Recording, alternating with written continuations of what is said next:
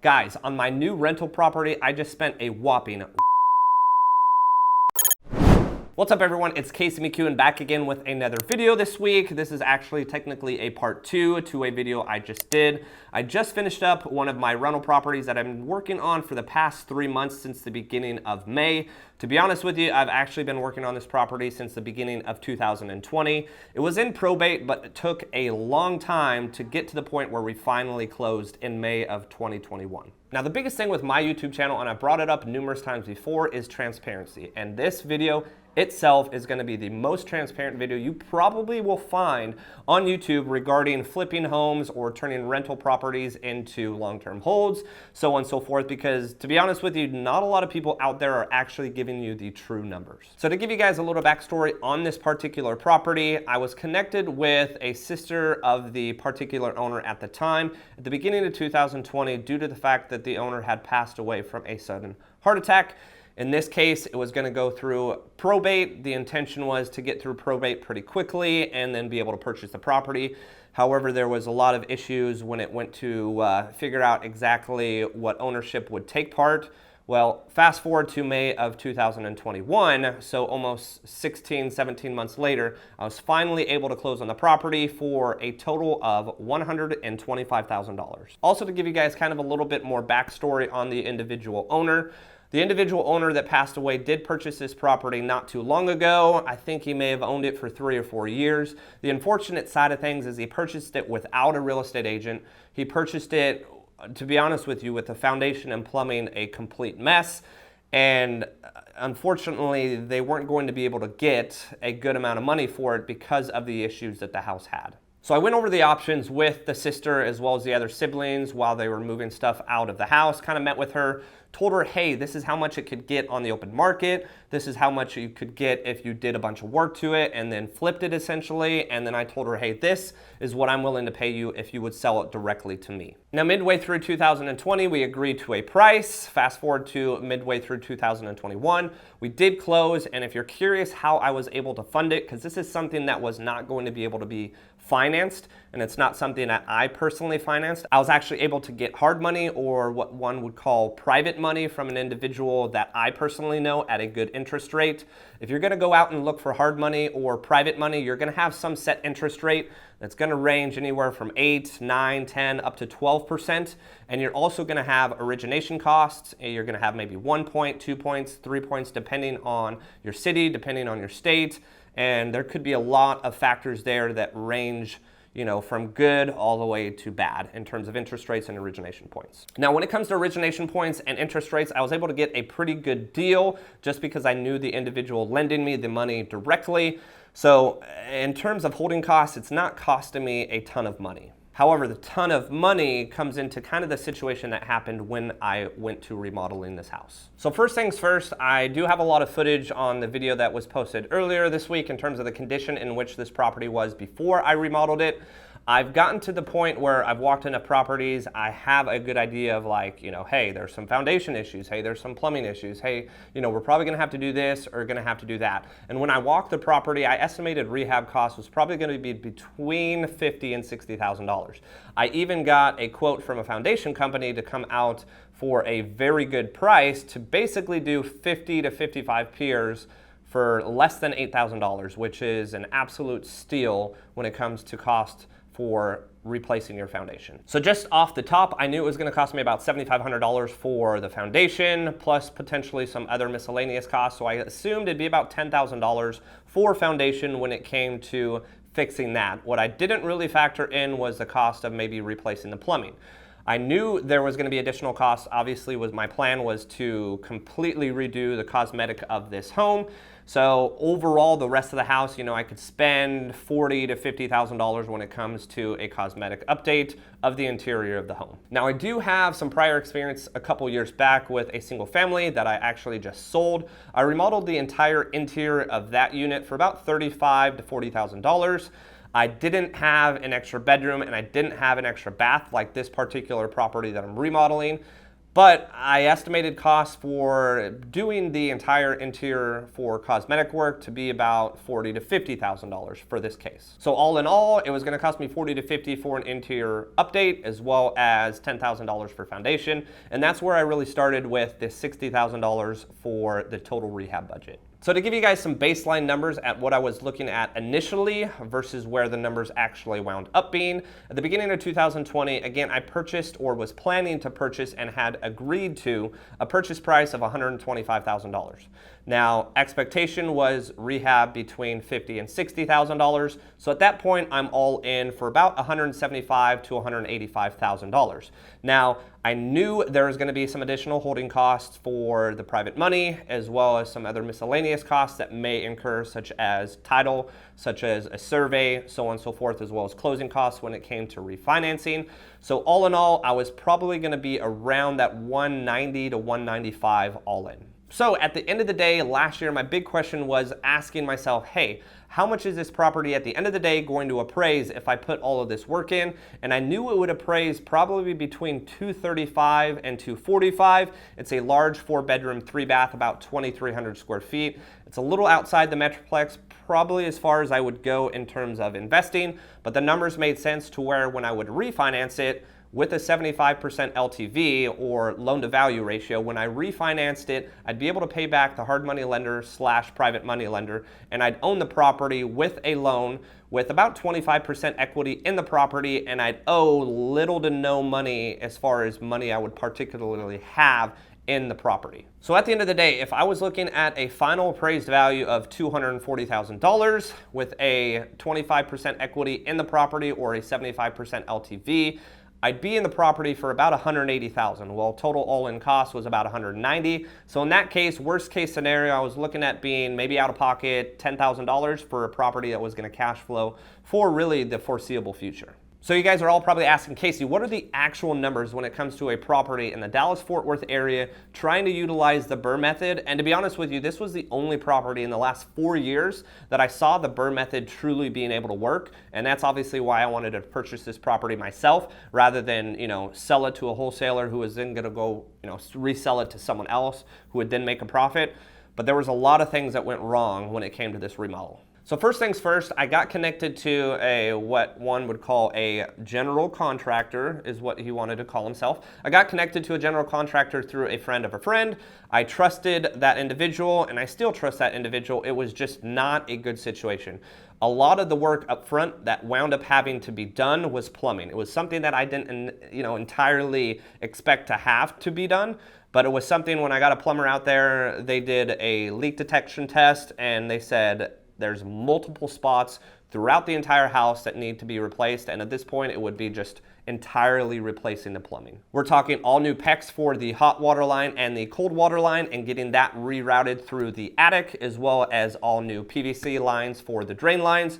And he quoted me at about $10,000, which, to be honest with you, I've done plumbing for one of my fourplexes off market, and I also got a quote from retail for having 2 new plumbing lines installed when it comes to PVC, and it is not cheap. So when he quoted me $10,000, obviously my mindset was like, absolutely yes, let's get this going. He said he had a plumber on call. However, the issue here was he brought out a plumber that was supposed to be licensed and was supposed to know what he was doing. To be honest with you, I don't think he had a clue. And the general contractor that I hired had no plumbing experience whatsoever. So he had 2 people out there trying to demo my house with really no plumbing experience. To then add on to the fact that I not only paid him that $10,000, I paid him about a total of $15,000 to start the demo work, to start demoing all of the concrete in order to get all of the plumbing lines redone.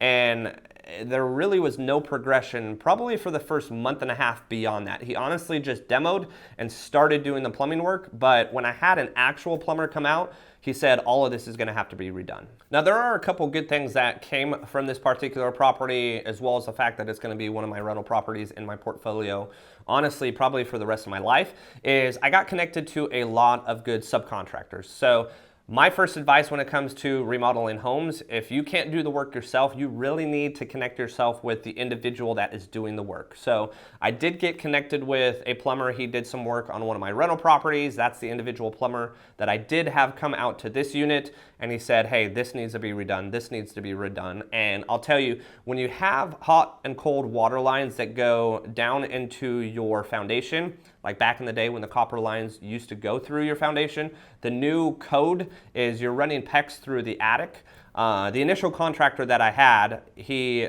basically snipped certain parts and just covered it with PEX and said, oh yeah, that's my new water line for the cold and that's my new water line for the hot, using still the very old copper lines that went through the foundation. So with that being said, I had the new plumber come in, got a price on redoing all of the plumbing, and he also, in the meantime, because I did fire the previous contractor, he gave me a price to redo the entire house. So after firing that GC, I went ahead and used a plumber after giving me kind of a price of about $12,000.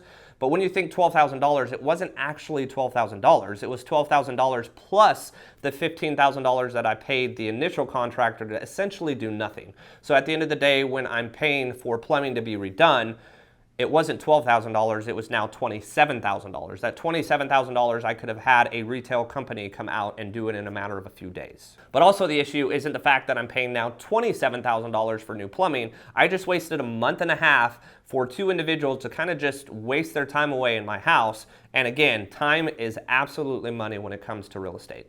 So after I saw him come in, redo the plumbing in a matter of 4 or 5 days with the team that he had, I went ahead and asked him if he knew any other subcontractors, individuals that would be able to come in and, do the carpet, come in and do the paint, come in and do the new texturing, and so on and so forth, as well as, additional demo work that would need to be done.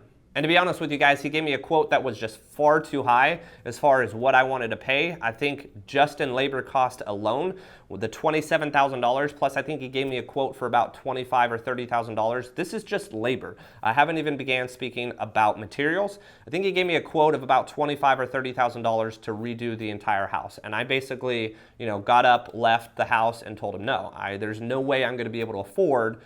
Just labor alone, plus the plumbing, is already over $50,000, and my budget is $60,000. So I went back and forth with other contractors. Other contractors just didn't give me a good vibe. I obviously hadn't had any previous work with them.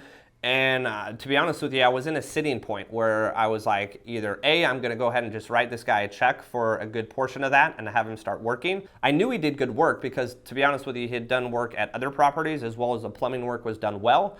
But I just couldn't stomach the fact that I was gonna pay what I wanted to pay entirely just on labor, because I really, at this point, outside of plumbing materials, I hadn't paid for any kind of materials. But with very few other options, at the end of the day, I wound up meeting with him. I think we agreed to $22,000, but that $22,000 at the end of the day wound up being about $25,000 or $30,000 at the end of the day anyways, and I'll give you a brief rundown on what happened there as well too. Now regarding material cost, I actually have a total cost of material about $30,000. That's not too bad when it comes to material cost. I probably could have gotten cheaper if I was a little bit safer. Everything I bought was from Home Depot or from Lowe's, so there's absolutely places you can kind of cut corners and save costs on, but for material cost wise, I was still probably right around where I wanted to be. But the issue is contractors, and I think if you're interested in flipping homes, this is gonna be the biggest issue for you.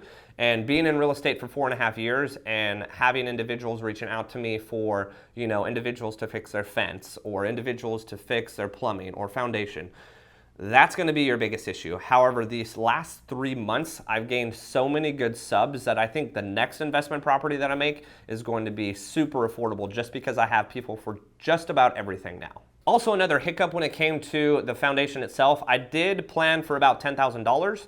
But the foundation wound up costing about $8,000, and because it was such a significant amount of foundation work, we actually had to pay someone else to fill in the considerable gap between the original foundation and the soil below. That wound up actually costing me another $5,000, as well as other miscellaneous foundation issues too. I think the foundation company, as well as the individual who filled the foundation afterwards, it wound up costing me about $13,000 to $15,000 at the end of the day. So another item that just went over budget, as well as the plumbing that wound up really honestly costing $27,000 that I didn't even intend on from the beginning. So now we're talking about $10,000 or $15,000 for the foundation. We're talking about $27,000 for the initial contractor, as well as the new plumber to fix all of the plumbing.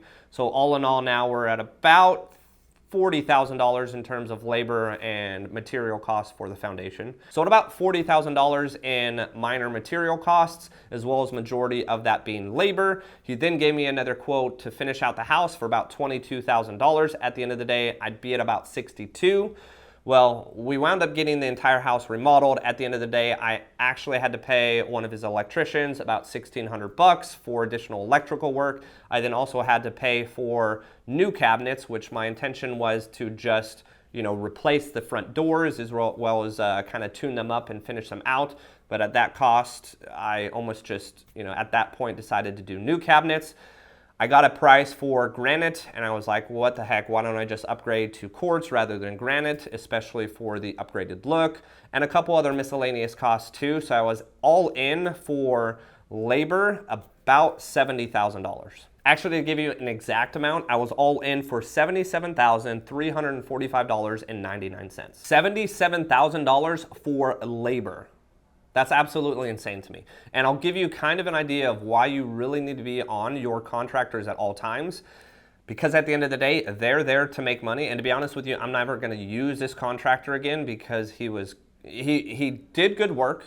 He did good work at a good pace, but towards the end of the remodel, he was on vacation. You wanna know why he was on vacation? It's because I paid him so damn much over the course of the last month that he had enough money to just go off and go on a vacation. So all in all, $77,000 for labor, and we're talking another $30,000 for material costs. So my initial budget of $50,000 to $60,000 wound up being almost $110,000. So let this be a lesson for you, not to sit here and say, hey, don't go buy a property and remodel it because you're gonna go broke. To be honest with you, I'll give you the numbers here shortly. This house absolutely still makes sense, and I'm gonna be making money for the rest of my life, probably by owning this particular property, but it's been a headache the last 3 months. I do wanna give you guys a couple words of advice, just me, again, being a transparent individual, giving you guys the numbers straight up. The contractor himself, throughout the entire time, I could tell that he was just absolutely, wringing me out for my money.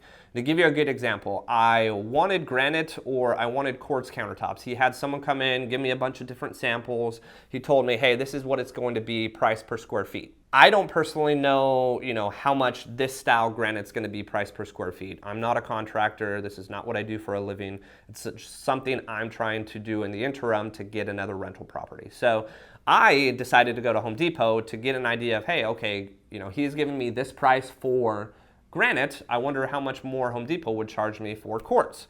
Well, the quartz cost with installation at Home Depot was 1/3 of the cost of what he was charging me. So honestly, that's when it kind of hit me like, okay, this guy's really trying to wring me out and trying to get as much money from me as possible. He made multiple different kind of comments about the car that I drove. At the time, it was just a Genesis, a $50,000 or $60,000 car. I love the car. It's one that I traded in for the new car I have.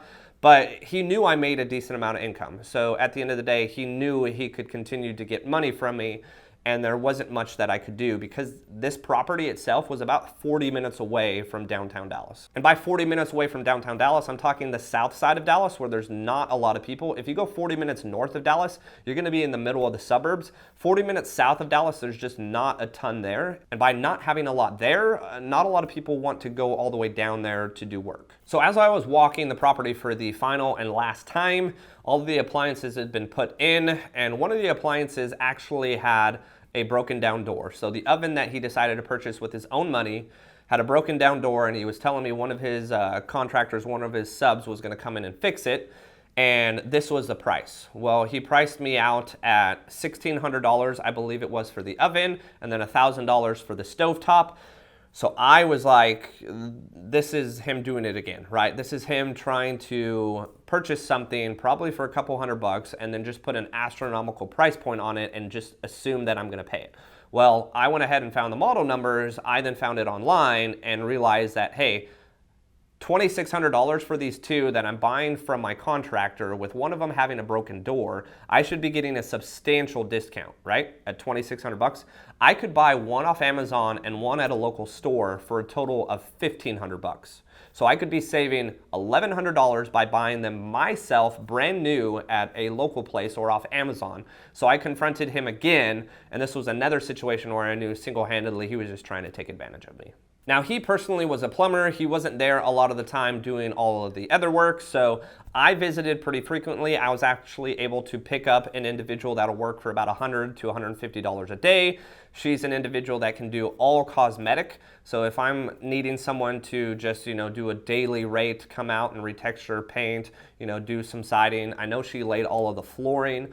She can basically do everything for about $100 or $150 a day. And that is someone I'm going to be using for the foreseeable future when it comes to remodeling homes, as well as I have now a new plumber not being the plumber contractor that screwed me over initially, or the second plumber that redid all the plumbing, but I have an actual plumber that gives me a great price on everything. I was actually able to get an electrician out of this as well. And through showing a couple homes to a new client, I was actually able to get a couple additional subs. So if it was actually today, but I was closing on the property, I'd be much better suited being able to remodel a house completely.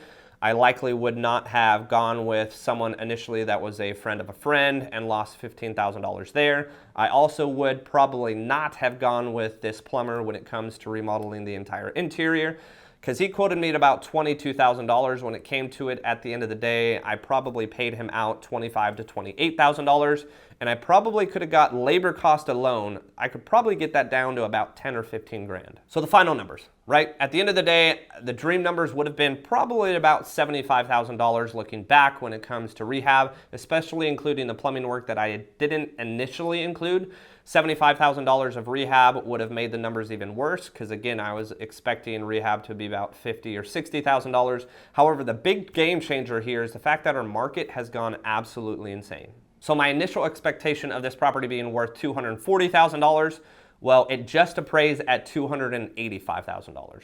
So with it appraising at $285,000, I initially was given the purchase price from a hard money lender of $125,000. I was then given about $40,000 or $45,000 in rehab.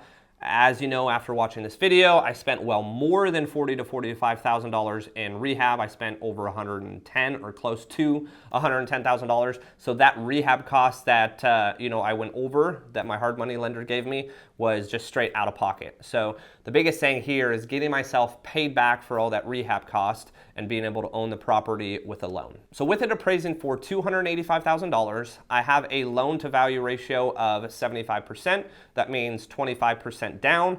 I'm gonna go ahead and get a loan for $215,000. Now, the issue is I purchased it for $125,000 with a little over $100,000 in rehab costs. So $125,000 plus $100,000, you're talking about $225,000.